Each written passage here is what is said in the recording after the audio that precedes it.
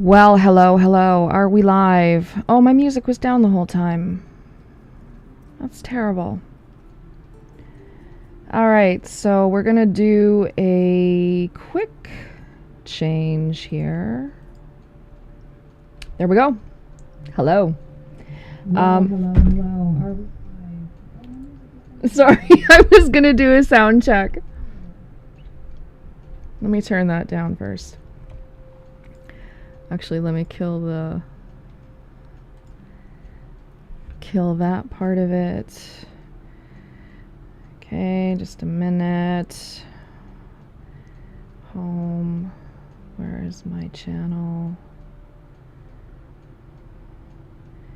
Sorry, I did this a week ago, and my microphone was completely messed up, so I had to pretty much axe the whole live because you couldn't hear me. My microphone. Okay. There we go. Little test will do it. Hey everyone, welcome back. Sorry, it's been a hot minute, right? I cannot see how many people are viewing me unless I mean, I can see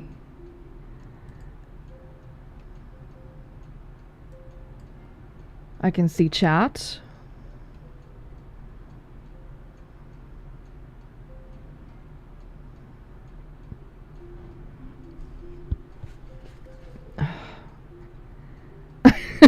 I have to make sure this is right, because if it's not, I'm going to be so mad. Completely messed up.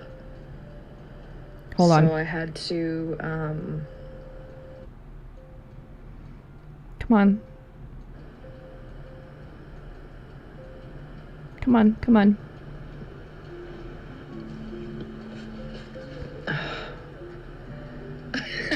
I have to make sure this is right, because if it's not, I'm going to be so mad. There. Yeah, we're all professionals here. Anyway, welcome to the program. So by request, by one of my mutual follows, Kelly,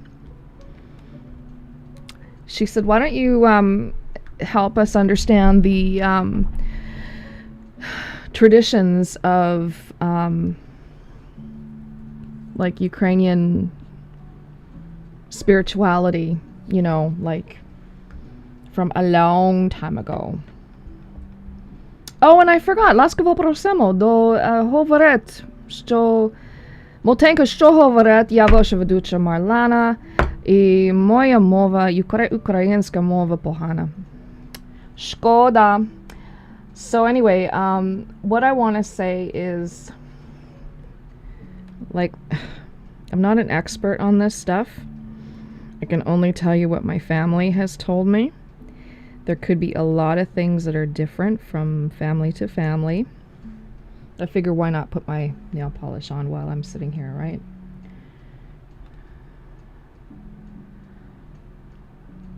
I wouldn't be a Ukrainian woman if I didn't have my makeup on and my nails done just for this special occasion, right?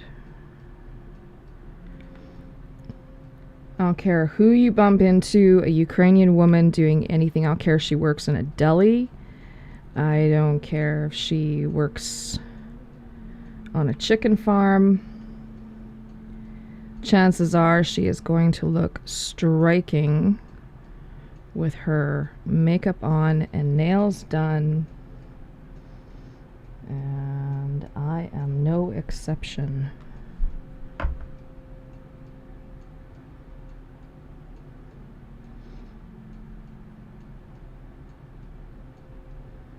Normally I would have all of this done before my live. Right? But it didn't work out that way tonight. Alright, so just really quickly, how about we go back like 5,000 years ago? Maybe somewhere between 5 and 7,000 years ago. So in the land that is now the footprint of Ukraine, actually it was more like almost all of Ukraine, all of Moldova, and part of Romania. That footprint of land in Europe was the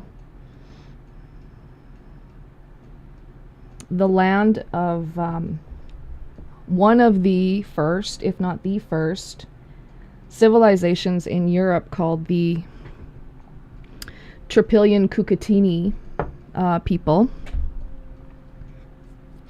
who came up through the the east and the south, and instead of being like nomads, which most people were many thousands of years ago, they decided to establish an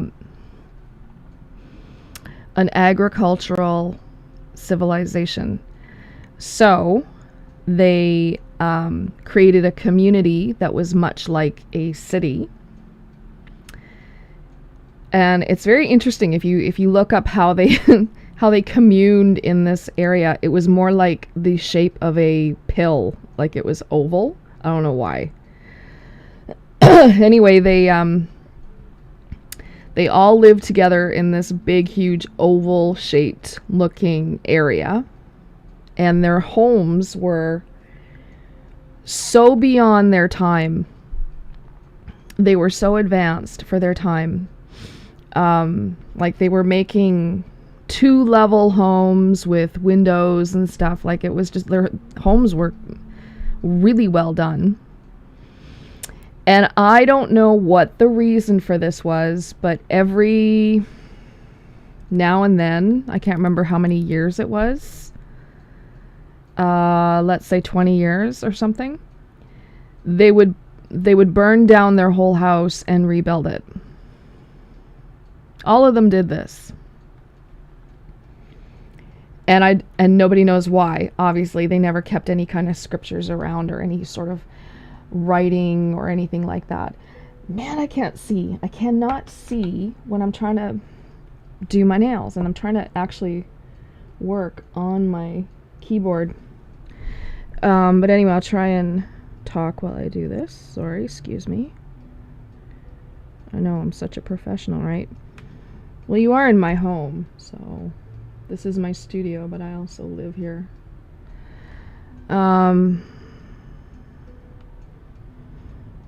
Some say they burnt down their homes to clean them. So if they were infested or something with bugs or rodents or something, that was the one surefire way to get rid of any unwanted pests, was to just do a complete cleansing by burning everything down. So whether I don't think they burnt everything down at once. I think families decided, oh, hey, it's burning time. But it almost seemed like it was generational, because if it was that far, like if it was so many years between burnings, that tells me that it was generational. So maybe once every, I don't know, 2 generations or something? Like, how old were people when they were marrying and having kids? Much younger than it is today.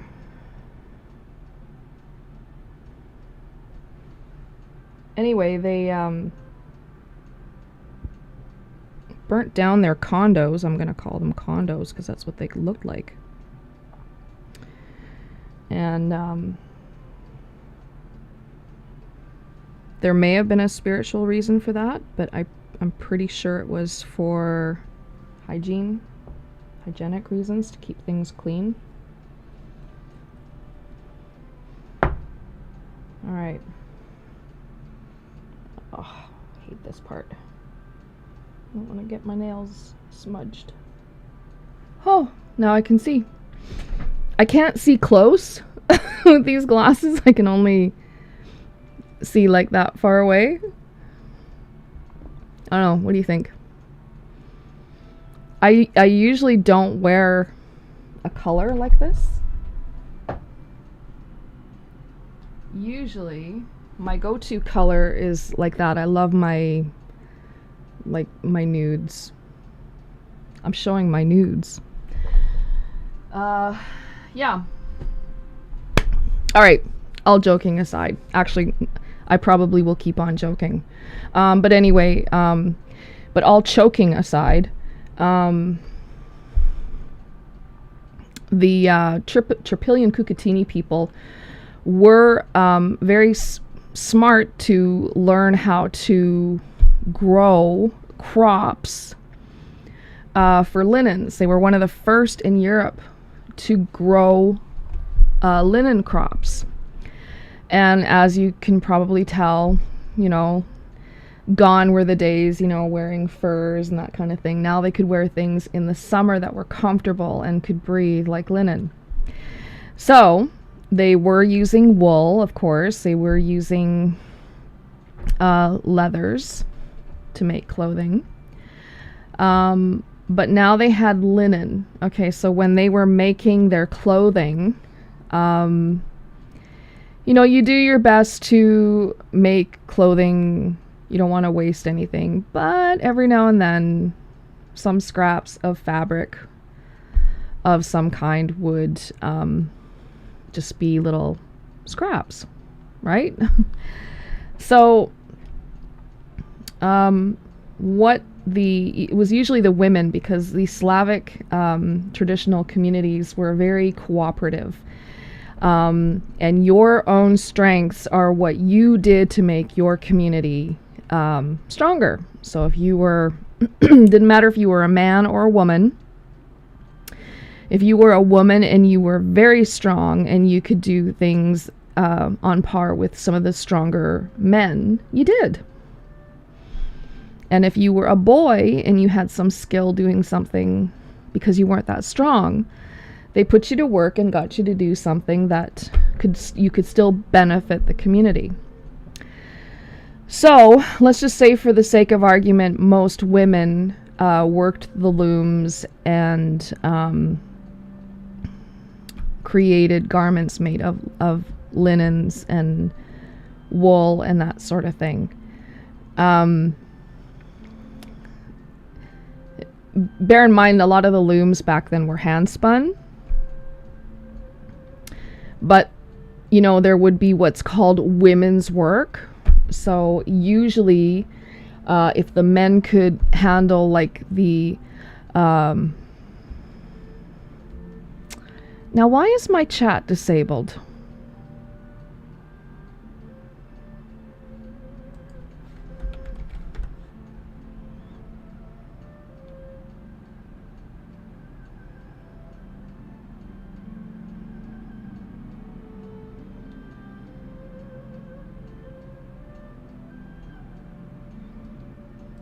Just a minute here. Why is my...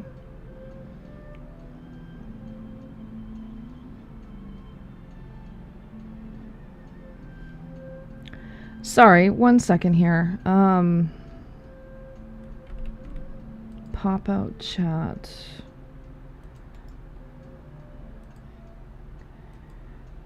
Sorry, if I don't do this, I won't be able to...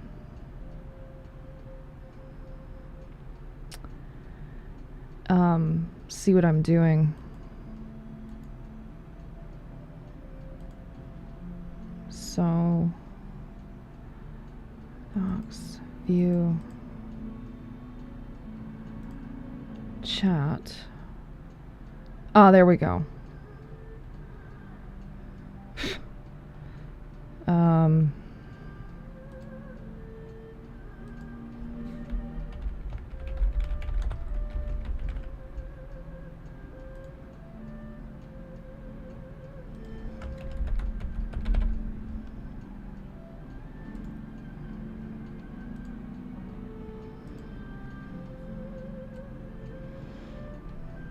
Okay, I'm signed in.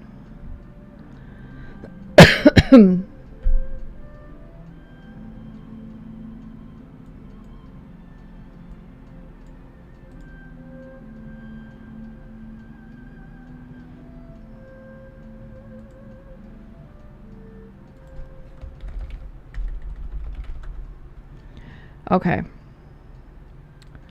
All right, that should do it.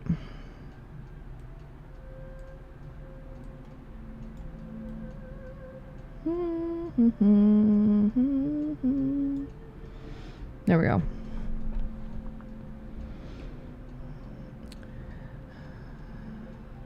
This happened this happened on my first night. I couldn't see chat, so now I can. Okay. Okay. So let's just say, for the sake of the conversation, that the women were doing most of the sewing and garment making and that kind of thing. So with that, when you make something, though you don't mean to. Sometimes some scraps were good for nothing. So what the, I'm going to say the women came up with was a way to make a doll with the scraps. And the Ukrainian word for wrapping or winding or binding something, the verb is motate. So these dolls were called motanki, and one doll is a motanka. Okay, feminine form, motanka. More than one doll, motanki. So these dolls were made for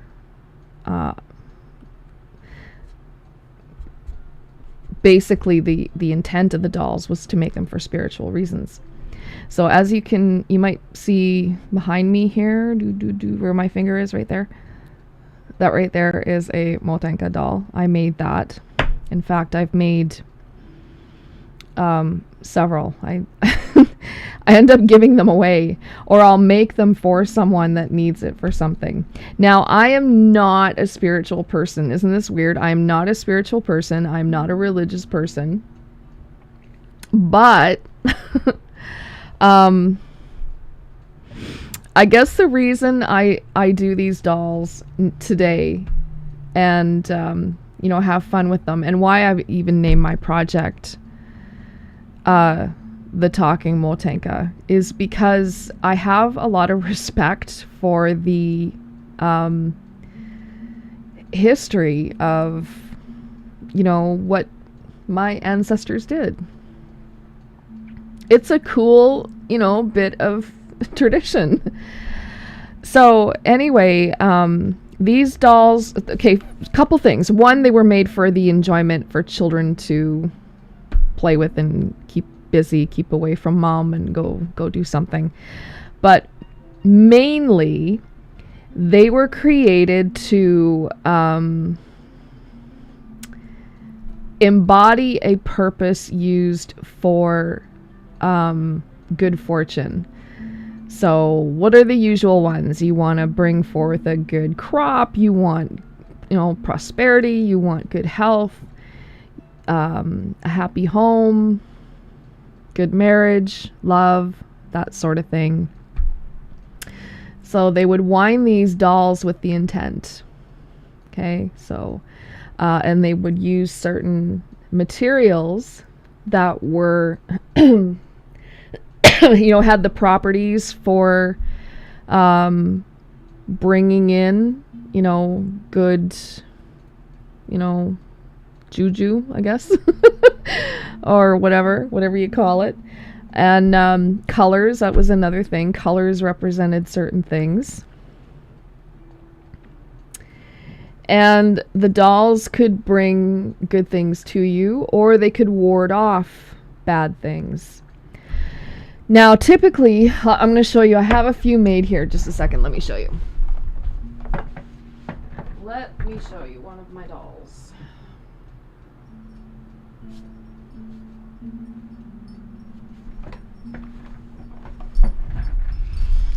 All right, so this is one I made last fall.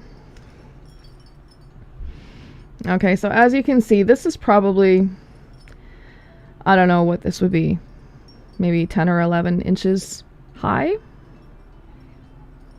Okay, so I sometimes would put a crystal or something in her smock, and the crystal would be something corresponding to the good fortune. So this is a money doll. Okay, so this one has little coins attached. Her apron around like a belt. And this doll is for attracting good fortune. Okay, however that may look. And the colors of the outfit, I have a little bit of everything going on, right? But the colors are also correspond to prosperity as well. Nothing about this doll is pierced, cut, Um, you know, you don't do that with these dolls. It's sort of like if you cut or pierce or do anything to the doll, you interrupt the flow of whatever the intention is the doll is supposed to give you. You don't want to cut that. So that's why they're wound and tied. And eventually, over time, the doll will fall apart. And it's said that if the doll has fallen apart, it's done its work. So because it's all natural materials, I always make my dolls with cotton and linen. I don't use anything unnatural. So everything about this doll and my other dolls are all made from anything I can bury into the ground, and it will over time just disintegrate. But I have thoughts about that, so I may or may not get to that today. But that's one example of one of my dolls. Now you might see here that my doll has got this cross for a face, okay, with embroidery thread. Okay, you'll commonly see that with these dolls because they are made as faceless. You know, what do you call it? You don't put a face on the doll, because if you do, the doll can inhabit a troubled soul. So because humans have the capability to be good and bad, you would like to think that a soul of one of your good ancestors would embody the doll and bring you something good. But that doesn't always mean we have control over what that is going to do. So to prevent that from happening, these dolls are always made without a face, and that's why these designs are made. Sometimes I cheat and I'll put a piece of lace on it where the lace happens to have holes, and I'll line them up to look like two eyes and a nose, but you don't want to mess around with that stuff. Okay, so I have many of these. So my mom is very, very superstitious, and my mom was having really, really bad nightmares. And so I made a similar doll, only I made it to ward off anything negative, and I told her to put her doll by her bedside and let it do its job at nighttime when she's sleeping. I haven't heard anything since, so I don't know. Call me cuckoo. But maybe these things, there's something to them. So anyway, yeah. Motenka dolls. So, and they're supposed to be embodying our ancestors. So any ancestor going back, you're calling upon their strength, because your ancestors likely had to struggle worse than you did, no matter how far back in time you want to go. Your ancestors worked harder and had it worse than probably you have it today. I know all of my ancestors had it harder than I do today. All of them. So anyway, you call upon the strength of your ancestors, and I'm okay with that.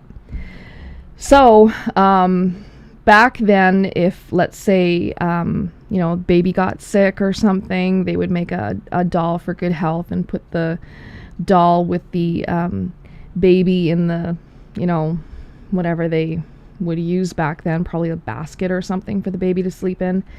Or if your child was having bad dreams or something, they'd make a doll, and then the child would sleep with it. But sometimes if the doll fell apart at any point during the process, the belief was the doll did its job. Okay, there's a similar custom in China with their jade bangles, is that the bangle is supposed to bring you good luck and protect you and that kind of thing. And if at any time your bangle breaks, it means that the bangle prevented something bad from happening. That's a belief that they have in China. So there's a lot of crossover kind of traditions with luck and fortune dolls like this, breaking things, that kind of thing.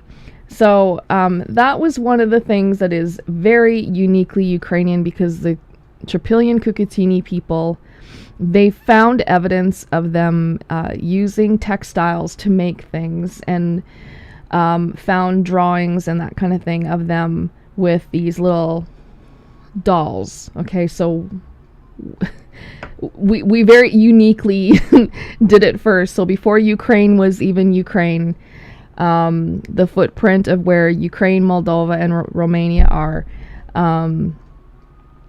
that was that civilization, and that's what they did. Okay, moving on. Just telling you what I know. Another thing was the Slavic native faith. I refer to myself as being a Slavic atheo-pagan. All that really means is that I follow the customs and traditions that are uniquely Ukrainian, but I don't worship or follow any gods. I just basically do things out of respect to nature. So I, observe things in nature, like the changing of the seasons, the changing of the tides, the weather, that kind of thing. And I live you would never know it by looking at me, but I do live a very green lifestyle. So there's a lot of things I do that are, I make things, I wash and reuse things, repurpose things. I cook all the time. I grow what I can in my garden for food. The only thing I don't do is I can't I don't have livestock. So that's one thing. I have to go to the store and buy meat if we feel like having some meat. Okay, so online it's called rodnovery, but that is a Russian word, which I don't care to use. I just call it the Slavic native faith. Actually, there is a Ukrainian word for it. Hang on, let me just figure it out here. It's called something. Just a minute here.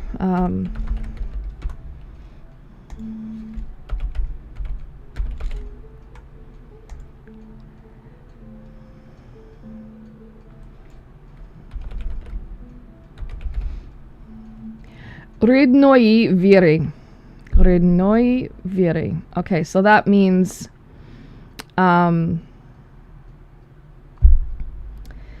faith, and Rydnoi is like your ancestors. It's native, okay, or native to your ancestors' faith. So anyway, there are groups out there online that talk about the Slavic native faith or rodnovery, but these groups are very into worshiping gods. And to me, a lot of it is playing dress up and kind of sensationalizing warrior culture. So I'm not into that. I have things that I do, and I just live my life because I live my life. I don't live it on weekends just to play dress up and do stuff like that. There's things I do all the time because it's part of my life. And I've sometimes called people out on that, like when they talk about making a sacrifice. And I'm like, well, what is that? What's a sacrifice? Like, are you gonna, take something from your home and some garbage that you're not using and go and bury it in the wilderness? Because I'm green-minded. I live a green lifestyle. I don't believe nor think that anyone should, in 2024, go and bury any shit out in the wilderness, because it's going to happen. Okay, number one is litter. Number two, anything that's food is going to just go right to animals you don't expect to feed, but you inadvertently will. And I do not go for that, nor do I think sacrificing any type of meat is a sacrifice anyway. But back in the day, so let's go back now a few thousand years. We're going to go back there again. When our ancestors made a sacrifice, it was because they sacrificed something that they could not get back. So if you sacrificed your beloved linen shirt that took you ages to make, and you threw it in the fire as an offering, it was like, oh damn, I shouldn't have got rid of that. That's a sacrifice, is when you say to yourself, oh shit, what did I just do? It's the, I am really gonna miss this. Anybody who's ever watched Ted Lasso, there's an episode where the stadium is cursed, and in order to lift the curse, they have to light a fire and then add like sacrifices to their to the fire. And one of the sacrifices, I mean, going through them all, one guy sacrificed a pair of sunglasses because they meant something to him. I think it was Nate, and he says, oh, I'm going to sacrifice these glasses because a girl once told me I looked cool in them. And he hung on to these glasses because it meant something. And he was so pained to have to throw them in the fire, and he did. Now, it may seem stupid, you know, to me or you or most people, but to him, to this character in Ted Lasso, it really meant something. Like, you could see all these guys, like, throwing in stuff that they didn't want to get rid of, and that is a sacrifice. So back in the day, thousands of years ago, when our people got together and they had certain times of the year that they would perform certain rituals, and they offered a sacrifice. God damn it, it was a sacrifice. It was something that you cannot get back. So I hate to agree with Vitya on this. What's her name? Magda Lewandowska from Vitya. She's a little funny. Okay, like I've podcasted my feelings about this. I'm not going to rip her apart. I'm going to say I agree with her. That when you go to the store and you buy a slab of steak and you're going to go out into the woods and you're going to sacrifice this meat, you're not sacrificing anything. You paid $5 for a slab of meat and you're going to bury it. You're going to cause some bugs and, you know, pests and all kinds of things to show up. So here's what I say.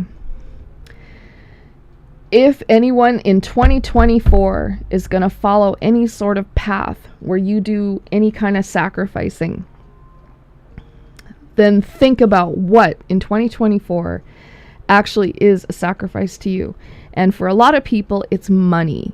So if you give to a charity, okay, if you give $100 to a charity, you are not going to see that $100 again. That is a sacrifice.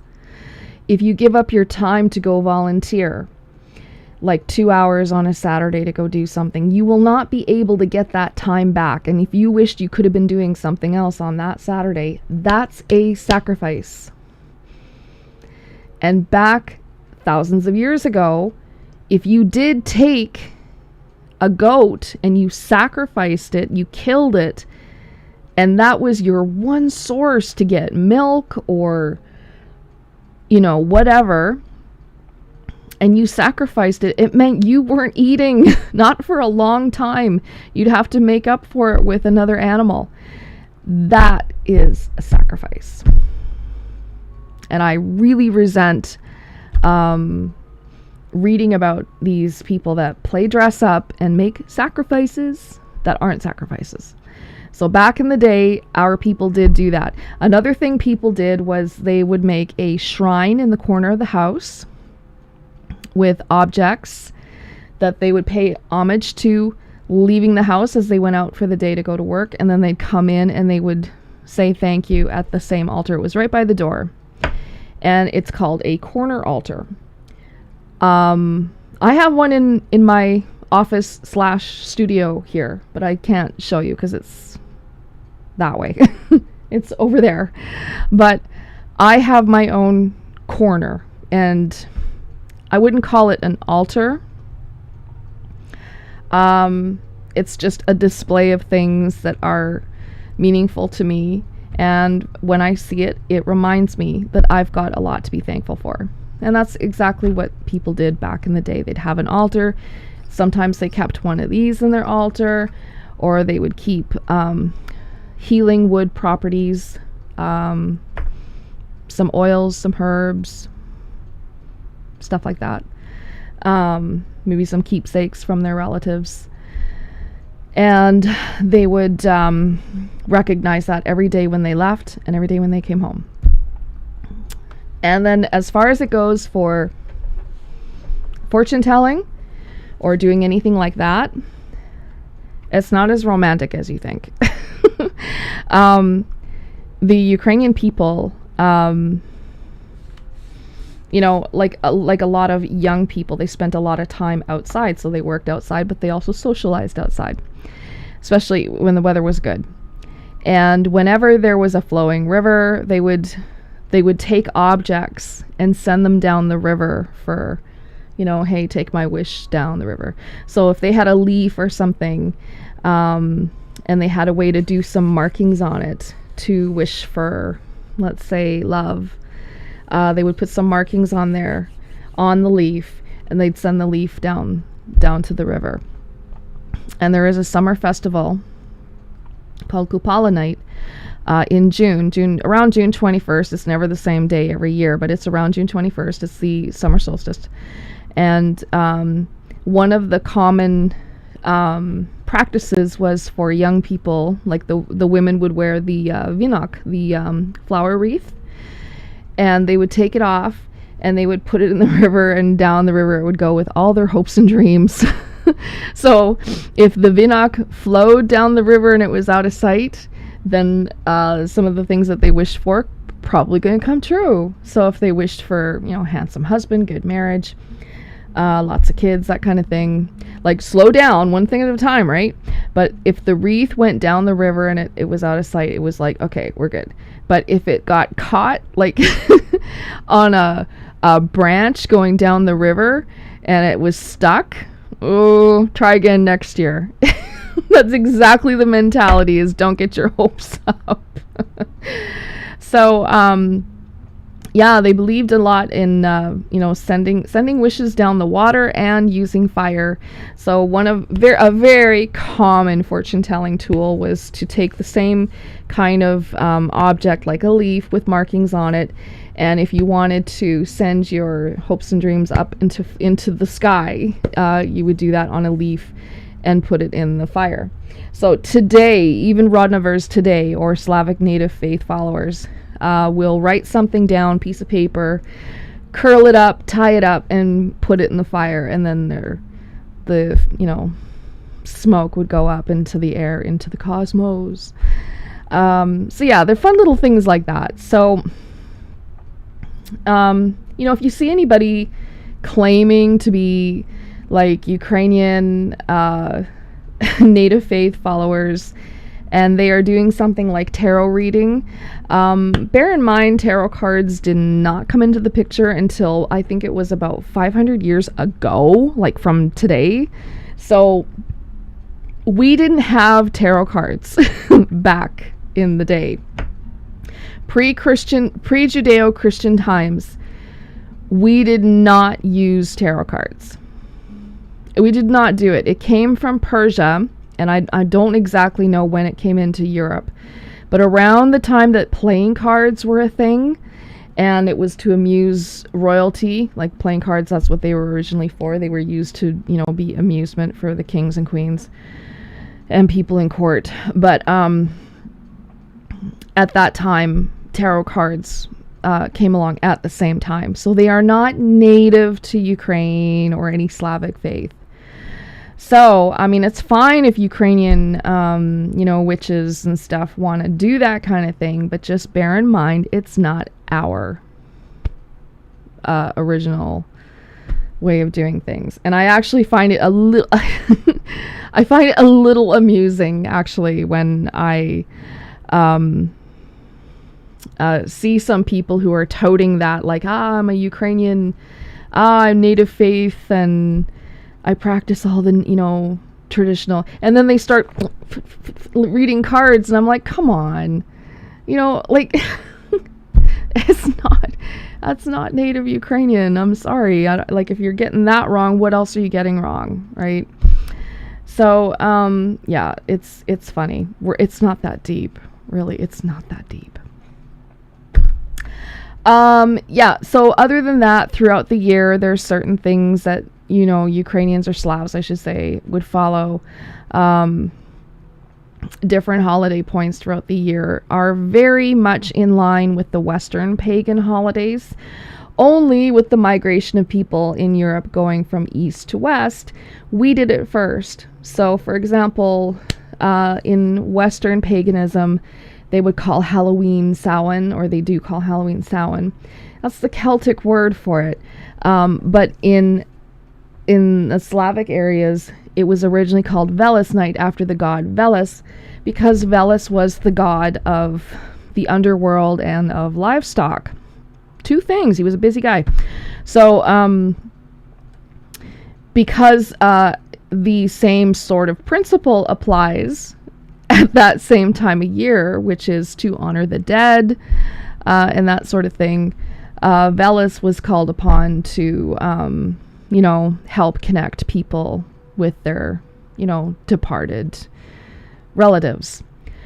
So, it was very common to put a plate out at dinner time where your loved one would sit if they were departed. And another thing was to use Thursday salt on the doorways to help protect the home, and just in case one of the relatives had a funny idea.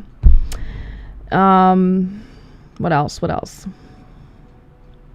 Oh yeah, these things, they bled into modern times, because I remember when I was a little girl, modern times.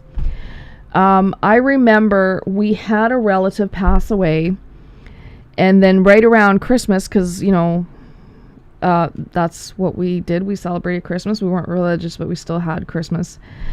And I remember we would leave a plate out for the relative who was gone. It was a really weird thing. Like, we do this? Really? And that's exactly it. That's what we did. As far as the Motenka dolls, my great granny used to make these. Very weird, because Christianity spread through Europe from the south and the west and went eastward. And by the time the Romans got to us, they kind of got tired of the cause. And so there were a lot less people murdered for not, assimilating, I guess you should say. So there are a lot of like effigies and symbols and all kinds of that stuff in Ukrainian churches, and they're like, gee, these are not really Christian symbols. Like, why do we do this? Well, they do it because they hung on to their traditions so tightly, and also they didn't get removed from their culture altogether by murdering people or, doing anything stupid, like take away all their stuff and that kind of thing. That came years later with Stalin. But yeah, I don't want to talk about that right now. But yeah, they by the time they got to the Slavic countries, they're like, we've been doing this for like a few hundred years. We're kind of tired of it. I think we should just go back to Rome and figure things out there. So that is why you don't hear a whole lot about the burning times making its way to the eastern countries in Europe. But you do hear a lot of it that it happened in the West, and which had followed its way over into the US. So anybody that wanted to pick up that kind of discrimination and bigotry and, misogyny, basically it was a femicide. But, and as Tina Jensen put it in the Burning Times documentary from 1990, she called it the Women's Holocaust. So, which I agree with. But aside from that, I think the Slavic people were pretty fortunate that they could still hang on to a lot of their customs without, feeling like they were going to be persecuted for it. So a lot of them did get indoctrinated and had to assimilate, and that's fine. But out of all the Christians, they were still the only ones that really hung on to their old ways. Yeah, so there you go. I know I'm probably leaving a lot out. I wanted to make sure that I had my mic working and everything was good. Seems like my mic has been a little hot tonight, so I'll just turn it down a little, but sometimes I speak quiet, so that's why it's like that. Great, so my nails are dry. Awesome. I knew that that would probably be a good time to do my nails when I was just sitting here.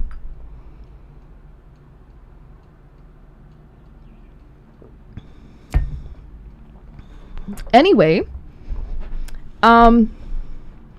yeah, sorry, I had no notes on this whole thing. I'm trying to go by memory here and based on what we do. Oh, hello, Liv. Oh, you're so very welcome. I didn't realize anybody was watching me, to be honest. But yeah, that's pretty much most of our main spiritual traditions that we had before the Christians came along and turned everything upside down. Like I say, the religions involved a few main gods and some goddesses. So if you were, praying for a good crop, praying for good health for your family, that sort of thing, then of course there were gods that they looked to, but they did not, how would I put it? Slavs didn't pray, not in the way that Christians do. Slavs would more or less work alongside the gods and goddesses, like they were just a part of their lives. And they did not view them as something like, it would be so trivial for someone to assume that they were so special that they could pray and say, oh, well, I want a good, I want to be able to have my wool, sheep producing a lot of wool and make some clothing or something like this. So the gods, like, it would be so, I don't know what the word is. It's trivial to think that you could go and pray to a god and say, I want this for me. I need this. Instead, you would ask the god to give you the tools you need so that you could do the work. Does that make any sense? Like, I wish Christians adopted that kind of thought. Like, they truly did not treat their gods like they were, Santa Claus. Like, I want this. I wish it for me, for my family. It would be insulting to their gods to do that. Instead, it would be more like, how can you help me achieve this result? So if I want to have a good crop, maybe you can guide me in a way where I will have the necessary tools to make sure that happened. I mean, I can't think because I'm not, a trillion Cucatini person from 5,000 years ago. I don't know. But that's how they would do things. They weren't like wishing, like, oh, I want this for me. Can you make it happen for me? Like, I'm special. So, yeah, I have a lot of respect for that kind of thinking and relationship to have with, the gods and goddesses. It's not a one-way street. It's here's what I'm after. How can we make this work? And then when they got what they wanted, when something happened favorably, that's when they sacrificed as a way to say thank you. So if there was nothing but great weather for the crops were great that year, there weren't any problems. Great. Now I will sacrifice my prize goat. Like, that's what they would do I got what I wanted, and in order for the cosmos to come together and there to be an equilibrium, I will now give back. And even though today it doesn't really make so much sense to me because I can't really think what good are you doing? But where I resent it is where these weekend rodnivores get together and they're like, I'm going to go and buy a piece of chicken from the supermarket and I'm going to go and bury it in the woods in the park because something went my way. It doesn't work that way. It doesn't work that way. So in the last, little while anyway, over a year ago, I started making wands because I got to learn that birch and cedar and different woods had healing properties. So I was making wands. Here, let me show you. Let me show you what I make.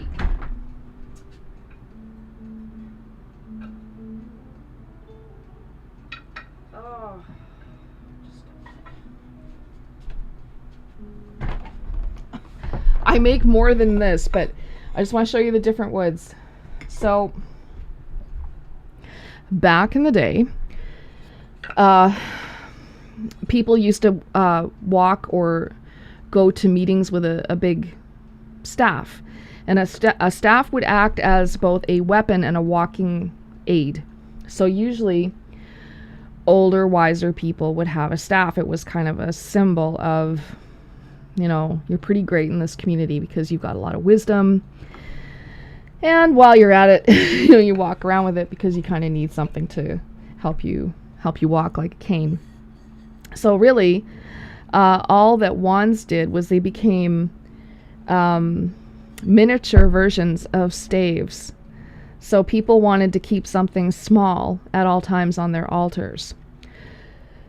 So this is one I made. These ones, there's more I've made, but some of them I've given away too. But this one, for example, is made of yellow cedar.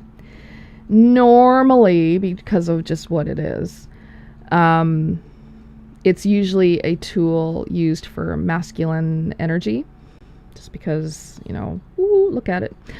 But I wanted to make something feminine that sort of helped with feminine issues.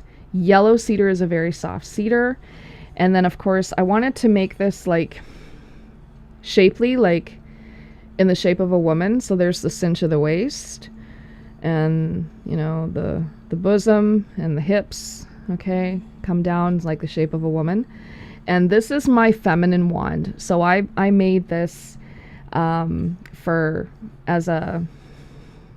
don't know how you call it. It's like an object that I use the placebo effect for this. So it would be like an object that you use for if you believe in spell work or any kind of magic, then you would use this to direct energy. Okay, so that's my feminine wand. This is pine. This is also very soft. So it's very light, very soft. Again, same idea, just a little bit different design. I wanted to make some knuckle grooves and just for easy holding it, very light.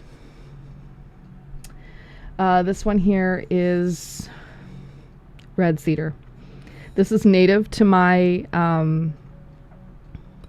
the area where I live.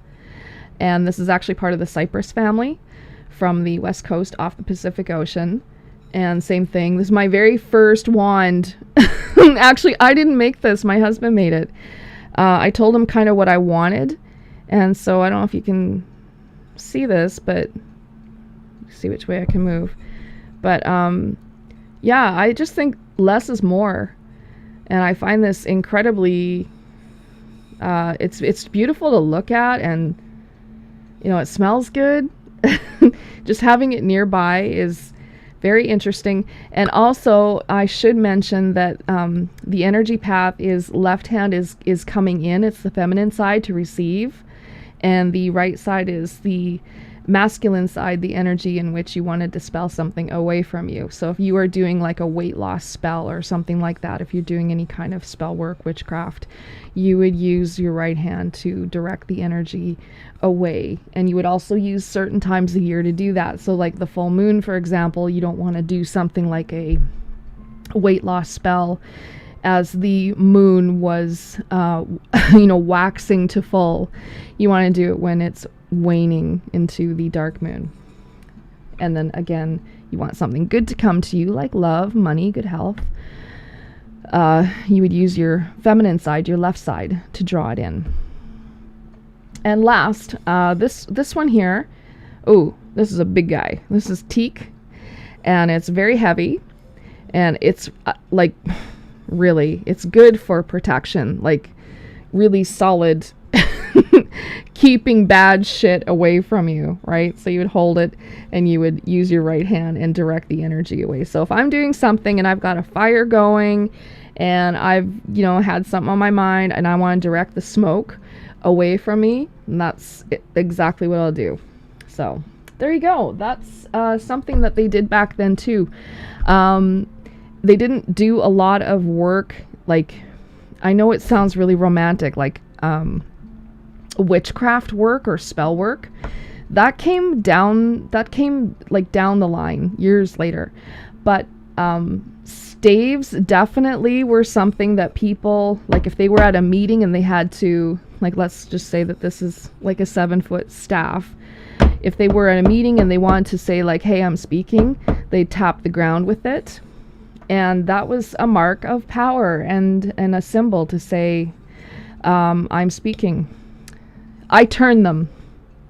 I did not carve these by hand. I'm not that good. But anyway, yeah. So a walking staff, of course, was something that, the older folk had, and they used it as a symbol for that.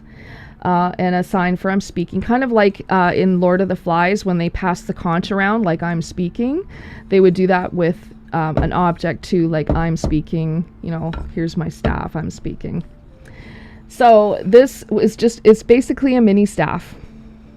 So this would just go on their altar by the door, and if they wanted to, just make an affirmation with it or something like that, then they would.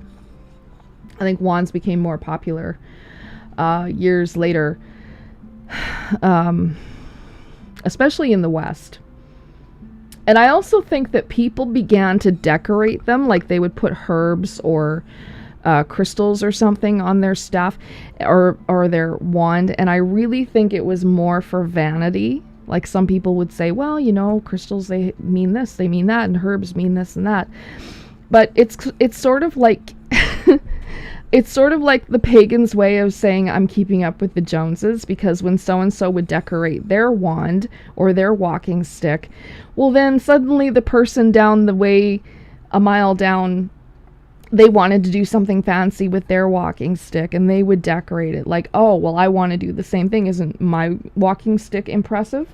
And so it just became more elaborate because they wanted to show that they had something fancy. I think that we as humans forget that people back a couple thousand years ago were just like us. They wanted to do things and have nice things, and that they were no different really. So yeah, I think I've covered most of what I want to say. Gee, not too bad for someone that didn't write notes for tonight. I should have written more notes. Anyway, I'm gonna probably wrap this up. I like to go from 8 until 9, and I've gone just a little bit past 9. I know I started late. That's why I'm ending a little bit late too. So there you go. Thank you very much to Kelly, who came up with this idea and requested to me to touch on Ukrainian native faith or native traditions. And these are things that one way or another we have fought to hang on to, and we've passed on to our relatives generation to generation. So it's really cool. I'm very glad for it. I'm glad that my own relatives hung on to these traditions, and I'm glad to share them with you. So thank you very much for viewing, and I will save the video. You can go back and rewatch it if you like. And I will see you next Monday. So thank you very much for joining me. Pobacimos.